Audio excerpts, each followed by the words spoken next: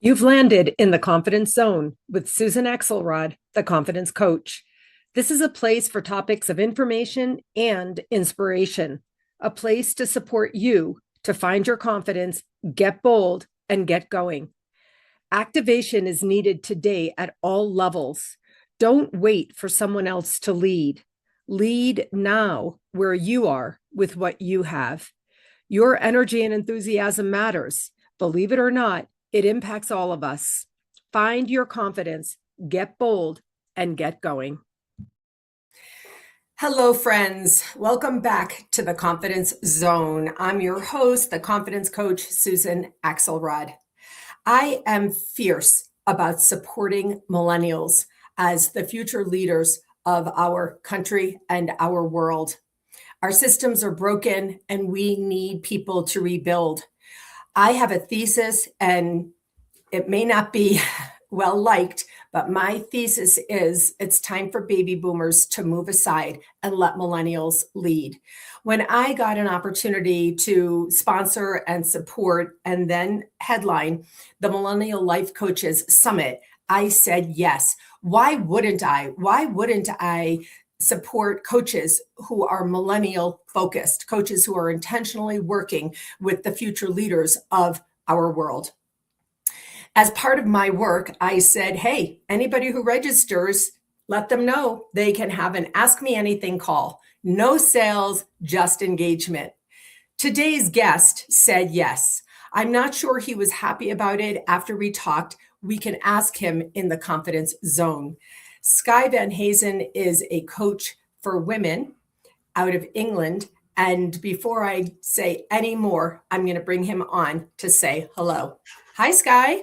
Hi, Susan. How you doing? I'm great. So, do you regret saying yes? Not at all. Not at all. That's quite funny. But no. Honestly, it was an incredible call. So no, and I'm here. So absolutely worth it. Good point. Good point. And, I knew because I'm an intuitive coach, I feel energy anyway, but I do always check in with the person I'm speaking with. And I asked you, I told you I'm direct. And then I say, is it okay if I challenge? And you were like, let's go. And I loved that, Skye, because even I, at my age and career stage, I need to be pushed. I need to be challenged. I want to grow. And then someday I'll die. And that's the whole story. So let's get into it, Skye. One of the things that I loved when I started looking you up to prepare for my end of the Ask Me Anything call was when I looked for your bio, I didn't find one. Instead, I found this. I know what it is to push until something gives. I've burned out 3 times. I've brought work stress home. I've nearly lost everything I care about. I know what it is to lie awake, replaying meetings, messages, and what you did or did not say. So, Skye, in our conversations, I learned a lot about what you do. Today, I want to hear about your program that you call the Momentum Lab, which I challenged you on, and you had a conversation back with me. But before we get into that, Skye, I want to ask you, why is it that women are your primary market? Yeah. So it's the elephant in the room, isn't it? A man coaching a woman. It's one of those things. And I often, I get questioned on that a lot. The reality is that I've grown up in what was one of the most sort of male-dominated societies in the world, probably. And having grown up in that environment, went to all boys schools. I went into academia, again, male-dominated world. I then from there worked into my careers, and again, all male-dominated sectors, whether that's agriculture or construction. And the interesting part of it is that the greatest leaders that were around me, the ones who really nurtured me, helped me grow, and helped me become the leader that I knew I could be, and I landed up being, were women. Been surrounded by really powerful, really strong women throughout my entire life. And so, but what I found was when I was in those board meetings, when I was in those rooms, what would happen is that they would carry these women walk in and they'd almost carry this unseen weight into that room. And in some cases, they get shut down. In some cases, they just wouldn't speak up. And these could be colleagues, these could be leaders. And But yet there was still the 1%, or actually it was even less than that, who would speak up, who would be that person. And I would just go, well, why is it only the 1%? Because the rest of you are fantastic. And so having seen that side of it and having been part of that side of it, I sort of took a stand to say enough's enough. Women need to understand that they are enough. They need to understand they're more than enough, and that they shouldn't be judged on likability and performance. This is about performance 101. I have a little bit of chills because I love this. We're moving into a world where the word they has now entered the vernacular. It took me a while, but now I say she, him, or he, her, they. The language of fluidity has come in with younger generations, and we, older generations, really need to just allow it to be what it is. And so the fact that, it's funny, as I was listening to what you were saying, I thought to myself, gosh, when I asked him the question the first time in our Ask Me Anything call, which was not about this point, I was the one who brought up this point. You could have said to me, and I want to give this to you as a gift today, Skye. Oh gosh, this is a big one. Why are you asking me that, Susan? Yeah. Why are you asking me that? And it turns the lens a little bit just from this way to that. But realistically, okay, it could get asked, and we've discussed it now. But I love what you said.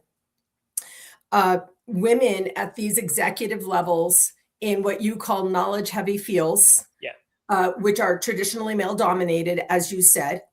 You said they're carrying an unseen weight.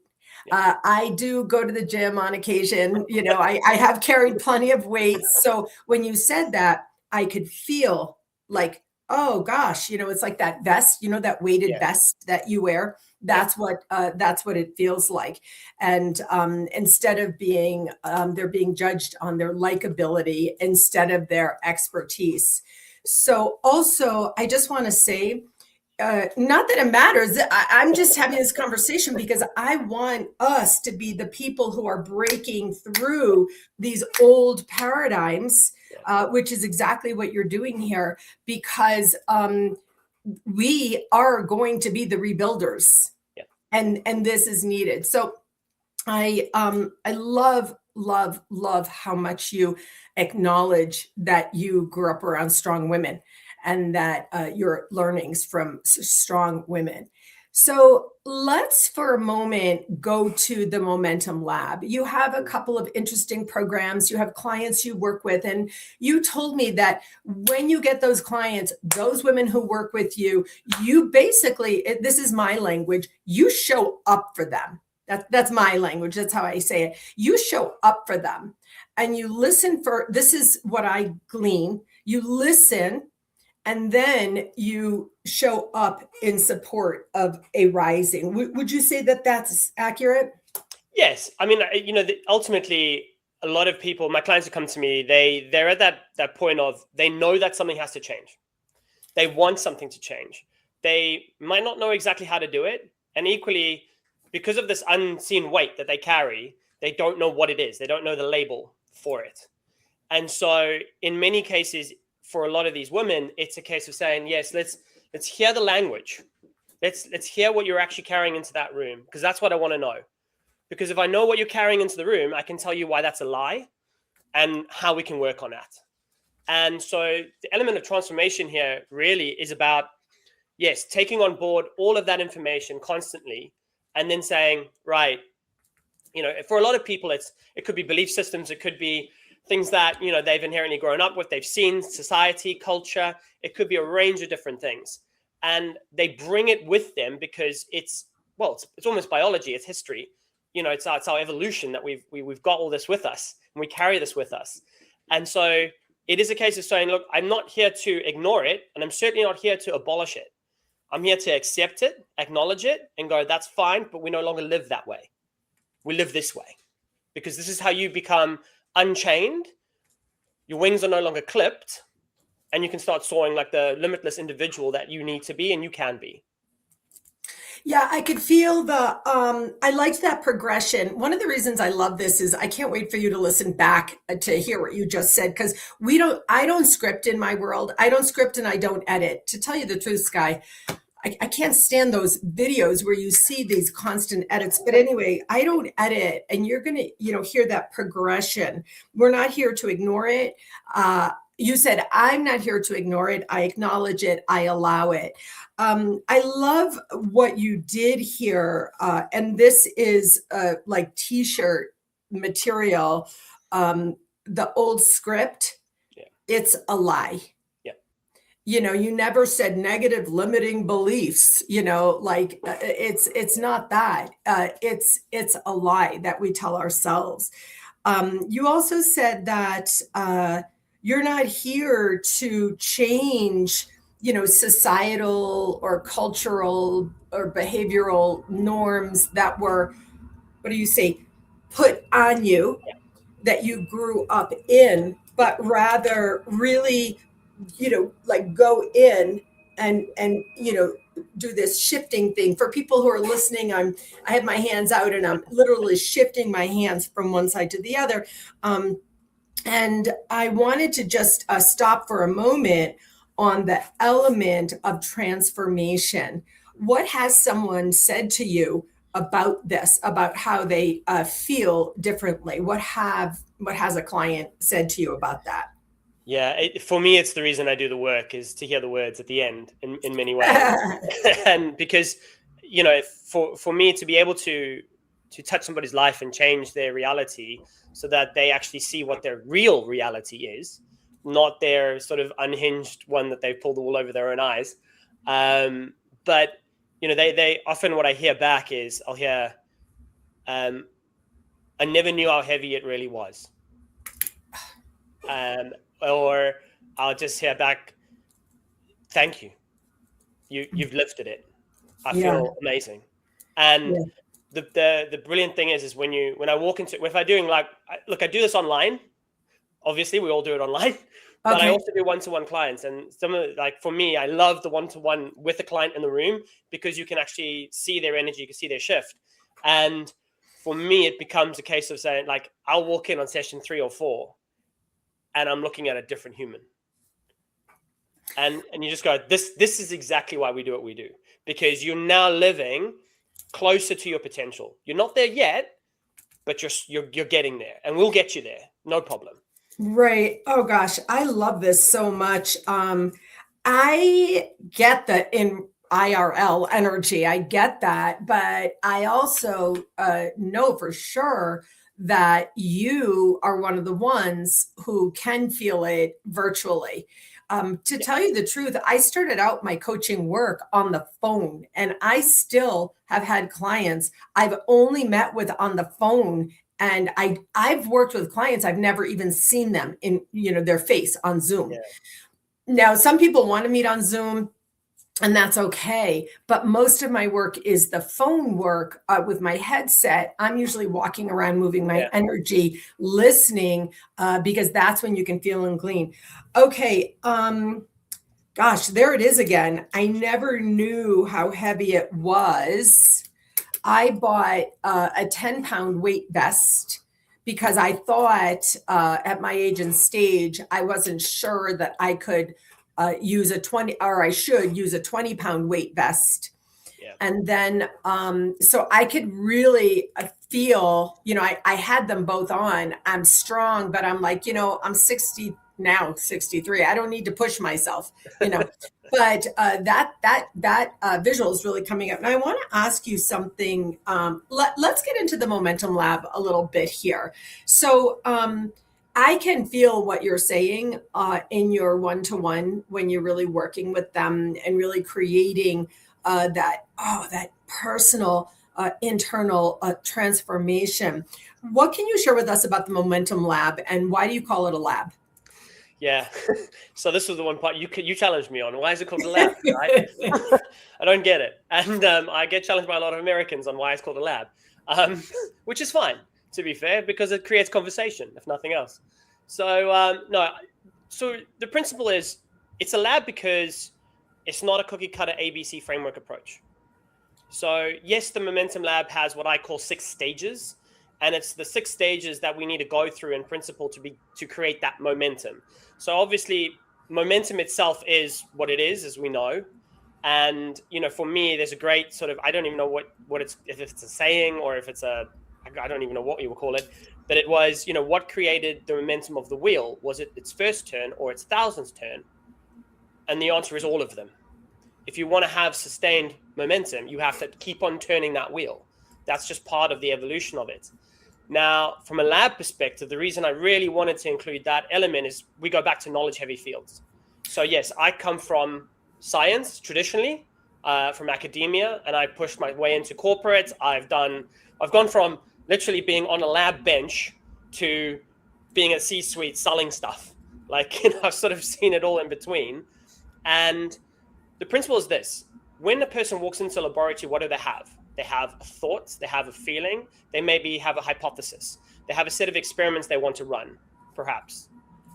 As they walk into that lab, they go about experimenting. And this is the point: is we're all different, we're all bespoke, we're all unique.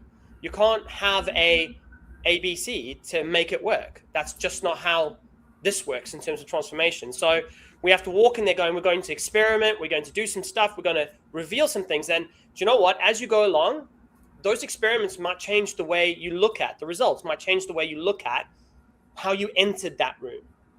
And when you exit that room, you've left with something bigger, newer. You've got results, you've got evidence, you've got this epiphany, if you will. And sometimes you've completely changed your game. And that's the point of the lab element. It's that, yes, it's an evolution, and yes, it's an experimentation. Yes, it's set in a, I've got a coaching qualified, so I'm, ICF accredited, and I've got NLP practitioner qualifications as well. So yes, there's a system and a structure behind it in terms of how I approach my sessions, but every session, I don't necessarily know how it's going to go. And that's part of the laboratory, part of the experimentation, because everybody is different. And so therefore, how they move and they transition to their next step and the next stage, I can't say. I've just got to roll with it and draw on my experience and draw on my knowledge and draw on my training to then take it to that next stage. Yeah, I got energy flowing in here. Draw on my experience, draw on my education. You said NLP example, etc. And I'm saying draw on your intuition. Yeah. So because of your personal life and upbringing and experience, and the second part that I knew would be appropriate to read, I want to read now. It says, I know what it is to rebuild, change how you work, and move forward without losing everything you've built. Now I coach ambitious women in mid and senior roles in male-dominated sectors, there's that phrase again, to lower stress, rebuild confidence, and free time so you can progress in your career without what? Losing your, and I would put self with a capital S as a separate word there.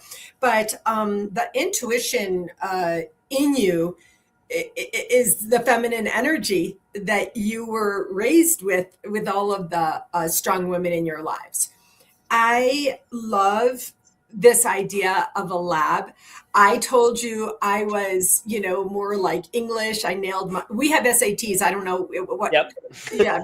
What exams you have, but I nailed my English SAT, no problem. Math, not so much. And so I am not one of those science oriented people from a knowledge heavy field. And I really want to talk about that for a second. And so I like knowledge from a thinking basis. I'm cerebral. Yes. When I teach Qigong and Tai Chi, I start with the mind focus because I'm so cerebral, and I have to settle. I have to settle my thoughts. I have to pull them down, okay, just chill over here for a second. Let's come to the present. And so, I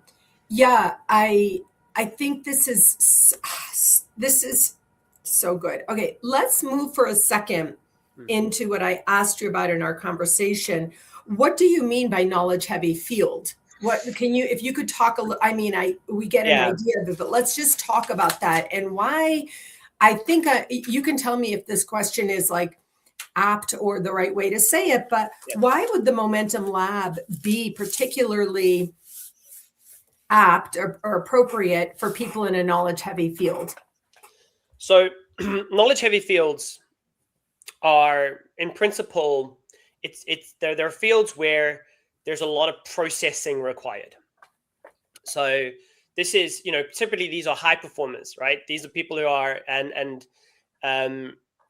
individuals who may have multiple degrees. They could have MSCs, MBAs. They could have a combination of these things, PhDs, even, medical doctors. Basically, they're fields where you have to constantly pull on a lot of information and data, because we're fed thousands of gigabytes of data a day now. And on top of that, these people have to still perform for their role. Now, when you're in that field, because you've been trained to a level, right, there's an expectation when you walk in. Well, you'll know, and you can figure it out, and you can cope. And because we're fed this, as in terms of when you're in a knowledge heavy field, you're fed this narrative of, I am good enough, I can figure it out, I should be able to do this, I've got the education, I've got the backing, I've done all the stuff, I've done the hard yards. In many cases, as a person who's coming out of that and had gone through transformation myself, I could tell you that really it's a facade that we tell ourselves. It's almost a suit of armor. So when we don't actually even notice that we're breaking and when we're actually operating at that level, because what happens is that we start taking on more. We start saying yes to more. We start just building more and more and more and stress on ourselves. And often it's because we care. Often it's because we do. We just care about what we're doing. And because we love this stuff, basically. Yeah. And because we do, and because we're problem solvers rather. I was about to say troublemakers, but we kind of are, we can be. Also that. But because we're problem solvers, and we've operated at such a high capacity mentally for so long, and that expectation has been drawn on us for so long, that we become the glue. And when we're the glue, everybody leans on us, and we get to a point where, well, it's just easier if I do it. I'll just handle it. I'll just carry on carrying this. And what I see is in women, it's even more than in men, because for women, they do genuinely care more. There's a more of an affectionate side than what a man would give to, say, a job, so to speak. And what happens to that glue? Well, the glue's not going to get promoted. The glue's going to get stretched, right? The glue is just going to carry on. Well, yeah, you can take it. She can handle it. This, that, all that sort of stuff. And what do? We say yes, because we don't want to be seen as troublemakers. We don't want to be seen as difficult. We don't want to be seen as insert bad label here that some corporate once upon a time gave us. And unfortunately, those people, well, they're either going to leave or they're going to fade. Because in that moment, they will burn. I'm sorry, I don't want to interrupt you, but I just want to say, which brings you back to, the beginning of exactly what you talked about the people, the women you're working with. And gosh, I'm sorry I interrupted you. I can't wait for you to listen to that back, but I really want to connect these dots here. Also, you said a woman cares more, this would be considered like a feminine energy thing perhaps, but also, Skye, because we're taught that as girls. Yes. We're taught that as girls. Yes, there's the narrative of what happens when you grow up. And whilst you're growing up, the cultural and the global expectations placed upon women. And, it's just, well, that's expected of you. How dare you talk back, and it's like, well, wait a minute. That's just called challenge. It's not called being difficult. It's called being challenging. And it doesn't matter if you've got 2 X chromosomes or an X and a Y chromosome. A challenge is a challenge. Doesn't matter what lips it came out of. And who doesn't like to be challenged? A lot of men in power don't like to be challenged. And then they put on these labels, which you've shared with us. So I want to now connect back to, I get it. It is so much of a deeper level now. This is why basically it is a lab. You're working with these people, and I know these people, I know what you're talking about. And I can see analogy of, well, like step into my lab and let's try an experiment. Just for a second, let's try an experiment. What if you take off that vest, the 20-pound vest, and put on a 10-pound vest, or take the vest off? Yeah. And I think that's the point. It's a case of, step into the lab, because do you know what? We don't really know. I think when people take on framework coaching and things like that, which, hey, listen, I've been part of it too. And I've found really, some places I've found a lot of value in it. In some places I haven't, in terms of frameworks and things like that. But the point is that if you as a high performer, as a high functioning, high achieving performer, if you don't hit certain things within a framework, the self-doubt thing creeps in. And all of those little conversations start to creep in. Now, what I'm trying to say is that, well, hang on, let's forget the frameworks for a second. There is structure behind this, yes, but let's figure it out for you. What does it look like for you, specifically for you? I have to interrupt again. I'm sorry. This is so good. If you don't hit the markers in their framework, remember, you is this high functioning, high executive level woman who has been highly achieving, her whole life, really, since she was 8, 10, 14, high school, whatever. Then you try to go into one of these frameworks, coaching framework or whatever. Then you said, if you don't hit a marker in their framework, then you have been groomed. I'm not sure that's the right word, trained, whatever. You have come up in a paradigm of saying, well, I must be failing. Oh my God, Skye, I know you want to say something, but I'm not done, because I don't totally get you. I can't say how, oh my gosh, breakthrough this is, how important it is that women hear this. And any woman who's not going to work with you because you're a man and they're a woman and this and that, like all that stuff we already broke through. I broke that through the first time I talked to you. I'm sorry for them, because I'm happy for the ones who get to work with you. The framework of which you speak, I call patriarchal. And in this model, it was designed for us to have failures, not the rising of the intuition. Okay, go ahead. Back to you. No, I was just going to say, it's just the thing with the frameworks is that, okay, if it's that same concept of, like, I'm sure you've heard it from different people. Oh, well, I've tried all these coaching programs. Coaching doesn't work. And I'm going, no, you've just not had the right kind of coaching. And the point is that some people, so this is it, right? So some people are, say, tangible people, right? Some people are kinesthetic. Some people are auditory. Some people are visual, right? We know that there are different types of ways of working. So this is why some people perform and excel in a technical university, whilst others will perform more in a traditional type setting with books.